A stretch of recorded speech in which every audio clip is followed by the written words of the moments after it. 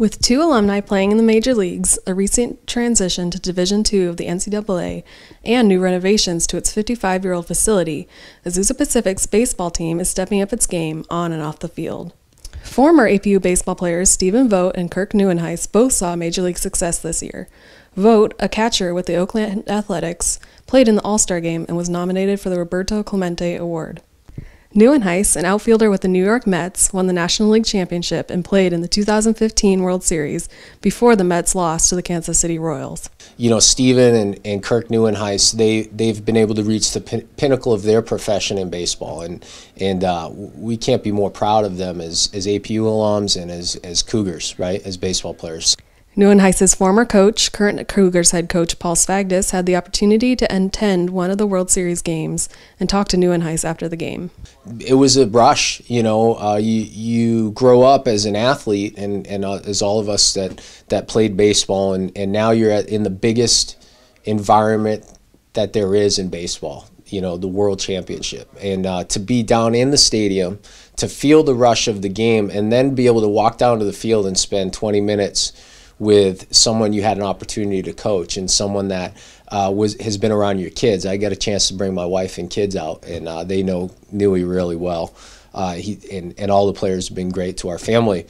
Just to be there in that moment and give them a hug and say, dude, this is unreal, you know, and to wish them well. And yeah, that's a big highlight. Well, it's inspiring. It's definitely inspiring. But seeing them at that level and doing well, like an all-star, like that's awesome, you know. And then having them come in and speak to us and like pour into our lives has been even more special. Because it's not only like we see them and we see what they're doing, and like we believe that we can do that too. But it's also like, no, like they come and speak to us personally and tell us about their experience here and how they went through the same things that we're going through on a daily basis.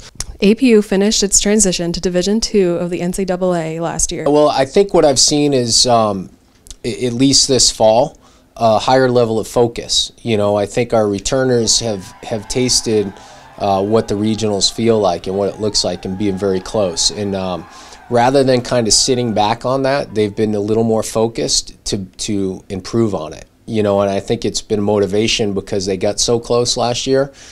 In the weight room, out on the field, I've seen a higher level of focus to these guys. You know, that I think for the older kids that experienced it last year, there's a little, in their mind, a little bit of unfinished business, and they knew they were capable to get there, and so they don't want to let anything slip now that could detract them for next season. With these recent successes, the team decided it was time to renovate their practice facilities. The Cougar Baseball Complex, built in the 1960s, is the oldest facility on campus and has not been renovated since the 1980s.